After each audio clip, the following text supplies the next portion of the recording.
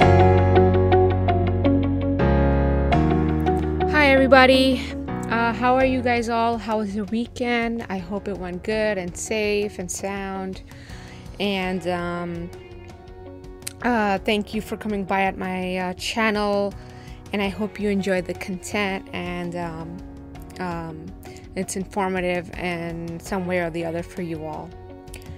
As we know, in such a global crisis that we are living every day, and it has impacted everything revolving around us, our community, our state, country, and one of the most hard-hit areas at such difficult times is small businesses, and most of them have applied for loan and who joined them to also receive loans under the new federal guaranteed paycheck protection program that our countries are also our country's aquariums and zoos. So both of them have also applied for that same loan that small businesses are doing as well. Now, because of the coronavirus pandemic, the results have affected that industry by closing everything down, which means being deprived of profits, but still have to maintain daily maintenance to the facilities and parks. So Dan Ash, who is the chief executive of the Association of Zoos and Aquariums, said that they are under incredible stress. Even when there is no money coming in, the facility still has to function at 100% in order to support the animals. Zoos and aquariums, they rely on their revenue from admission tickets, memberships, food services, and gift shop sales.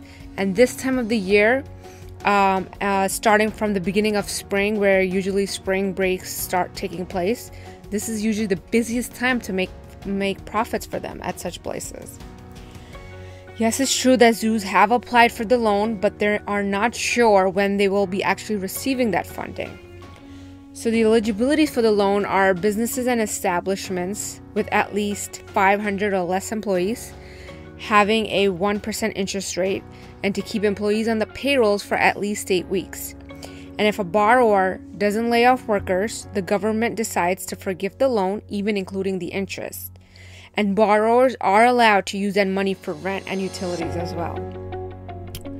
Well, all this is happening, but what's the positive side of all this? What can we do to actually, encourage more donations for such, parks and aquariums and such like places? So,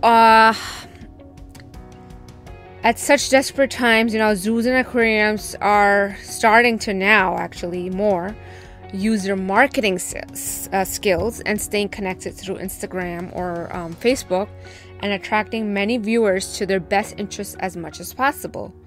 Raymond King, who is the chief executive officer, said that in Georgia at Zoo Atlanta, mostly about 90% of the revenue comes from the sales of memberships, admission tickets, gift shop services, and foods and beverages. So Raymond also said that he is actually taking a temporary cut of all of his salary, of which he makes about $364,000 a year. And so are his staff members as well, who will see pay cuts from 5% varying to 25% in their salaries. So that's another way where they are actually cutting cost. Another place in Chicago, the Shed Aquarium, they attract about 1.9 million visitors a year, and spring break alone is one of the peak times of visitors, which means the most revenue, obviously. The chief executive, Bridget Colin of that Shed Aquarium, said that in March and April, revenue related to visitors is like typically $1 million to $1.5 billion, $5 million a week. So from $1 million to $1.5 million a week is that profit. Now, all of that has been gone, obviously, as the stock market investment in the aquariums funding have crashed.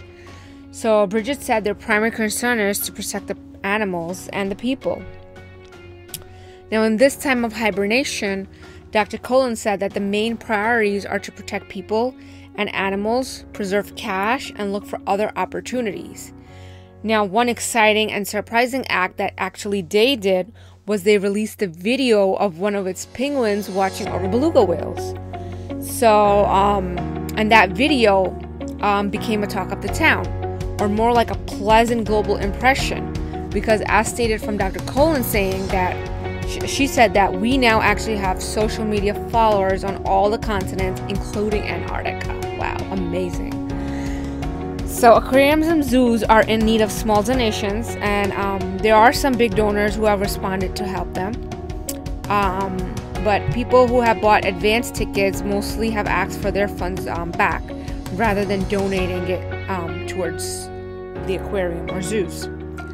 On the other hand, the Cincinnati Zoo and the Botanical Garden, they have raised more than $123,000 in funds just through Facebook by posting daily videos, and also selling their newly designed t-shirts featuring their star hippo, Fiona.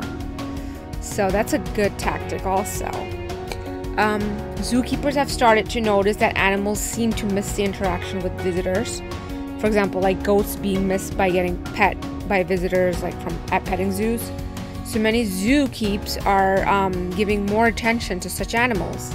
And some of the workers at Pittsburgh Zoo and PPG Aquarium are misting new scents, like scents such as cinnamon or oregano, to keep the animals stimulated and mentally engaged.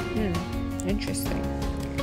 So, but there's actually one animal attraction which is actually profitable at such times, and in fact, in the first week of April, they had ticket sales going up by 30% from a year earlier. And that place is called the Wildlife Safari in Winston, Oregon. And they have a petting zoo that is closed, but the safari still remains open, where people actually drive through the park and they watch all these wild animals like cheetahs and elephants and, you know, other type of animals. So that is just amazing how, you know, people are coming up with new ideas and they're emerging and taking place. Thank you. Every bit really does count.